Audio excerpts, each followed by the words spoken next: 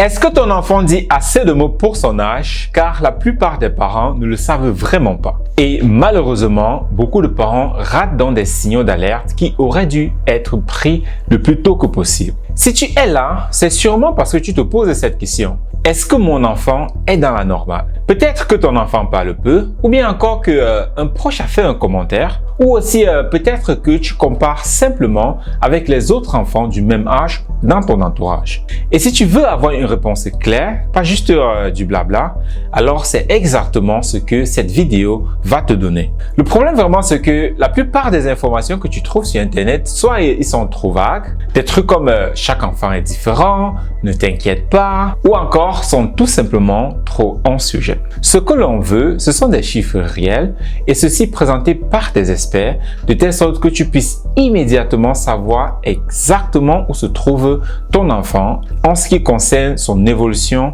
de son langage. J'accompagne des parents depuis un bon moment et c'est une des choses qui revient le plus souvent. C'est cette petite peur silencieuse toujours derrière la tête du parent et si j'avais raté quelque chose. Alors ce que je t'apporte aujourd'hui, c'est un tableau clair et ceci âge par âge basé sur les jalons officiels de l'OMS, du CDC et de la Société canadienne de pédiatrie et des références mondiales en développement de l'enfant. Ces données, elles ne viennent pas de moi. Elles viennent des organismes qui ont étudié le développement et l'évolution des enfants et ceci pendant des décennies. Ce sont les mêmes jalons qu'utilise le pédiatre, les orthophonistes, dont ces spécialistes du langage, du développement du langage, durant leur consultation. Dans quelques secondes, prépare-toi, je vais te donner les chiffres exacts pour chaque âge. Et ce qui m'importe encore plus, c'est de te donner des signaux d'alerte que beaucoup de parents passent complètement à côté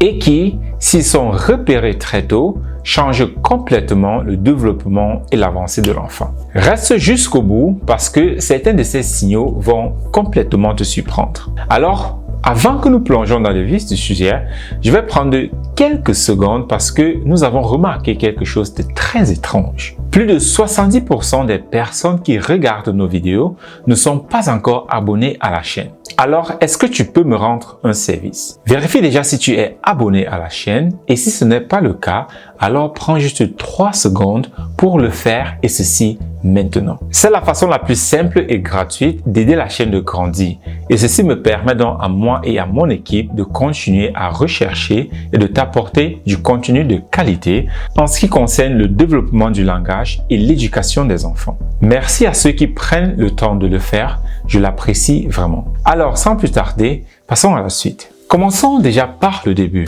À 12 mois, un bébé dit en général déjà entre 1 à 3 mots. Et ces mots-là sont papa, maman ou bien non. Et ce sont des trucs qui sont déjà compréhensibles. Et ceci n'est pas grand-chose, mais c'est un cap fondamental. Ce qui compte autant que les mots eux-mêmes, c'est le babillage. Un bébé de 12 mois qui ne babille pas du tout et qui ne fait pas de sons variés, ceci est un signal fort pour le parent à surveiller. À 18 mois, le vocabulaire, il explose légèrement, entre 10 et 50 mots. L'enfant commence aussi à pointer du doigt les choses qui l'intéressent. Il montre le chien dans la rue ou encore il montre ou bien désigne son biberon. Ce geste de pointage, il est parfois sous-estimé par les parents, mais pour les spécialistes, c'est un indicateur majeur du développement cognitif et social. Un enfant qui ne dit aucun mot à 18 mois, c'est une consultation chez le pédiatre sans attendre. À 2 ans, on est entre 50 et 300 mots. Et surtout, et c'est là vraiment que c'est intéressant,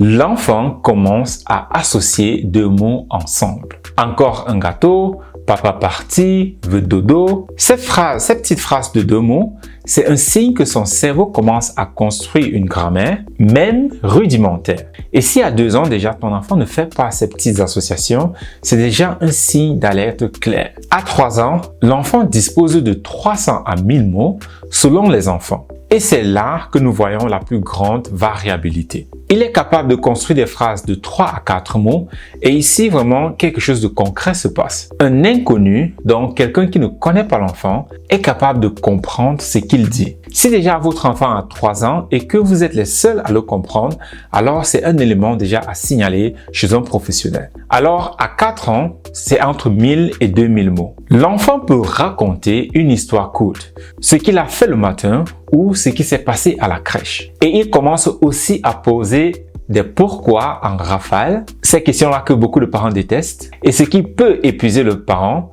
mais c'est en réalité un très bon signe. Ceci veut tout simplement dire que son cerveau ou bien ton enfant cherche et veut comprendre le monde. À 5 à 6 ans, on dépasse alors la barre, le seuil des 2000 mots. Les conversations deviennent fluides et les phrases commencent à devenir plus complexes avec des subordonnés comme « Je veux pas aller à l'école parce que hier, mon ami m'a dit que ». L'enfant peut expliquer, argumenter, mais plus important, raconter dans l'ordre chronologique. C'est à cet âge-là que les bases du langage sont vraiment posées pour le reste de sa vie. Maintenant que tu as les chiffres, voici la fête que la plupart des parents zappent. Et c'est souvent là que tout se joue. Je vais te donner des signaux d'alerte précis, ce que parfois même certains médecins tardent à prendre cela au sérieux. Et je vais aussi te dire quelque chose de très important pour ne pas tomber dans le piège de la comparaison. Nous venons de voir les moyens, mais maintenant parlons de ce qui va vraiment t'alerter parce qu'un retard de langage détecté tôt, c'est une prise en charge tôt qui change tout. Plus on intervient tôt, plus le cerveau de ton enfant a la capacité de se rattraper. C'est ce qu'on appelle la plasticité cérébrale. En fait, ce que ça veut dire, c'est le cerveau de l'enfant, il est encore modélable, un peu comme de la pâte. On peut encore facilement le façonner. Et il peut se réorganiser et progresser rapidement si on lui donne les bons outils et ceci au bon moment. Voici les 4 signaux qui doivent vous pousser à consulter un orthophoniste ou bien un logopède sans attendre. Ton enfant ne bébé pas à 12 mois. Donc pas de papa ou bien pas de maman, pas de son répété. Le silence de l'enfant à cet âge-là n'est pas de la timidité, mais plutôt quelque chose à enquêter. Ton enfant ne dit aucun mot à 18 mois, même pas papa, encore moins maman, et ceci de façon intentionnelle. À cet âge, un mot minimum, c'est le seuil de base. Ton enfant ne fait aucune association de 2 mots à 2 ans. Encore jus, papa vient, rien de ce genre. Il utilise peut-être des mots isolés, mais sans jamais les combiner. Ton enfant ne construit pas de phrases à 3 ans. Ou bien encore, seul toi et ton partenaire arrivent à le comprendre. Les autres adultes ne comprennent presque rien de ce qu'il dit. Dans ces 4 cas, la bonne attitude, ce n'est pas d'attendre que ça vienne tout seul. Et c'est cette erreur que beaucoup de parents font. Ils se disent non, ça va aller, tout va se débloquer tout seul. Ça, c'est une erreur grave à ne pas commettre. Exiger un bilan chez un orthophoniste ou bien chez le logopède.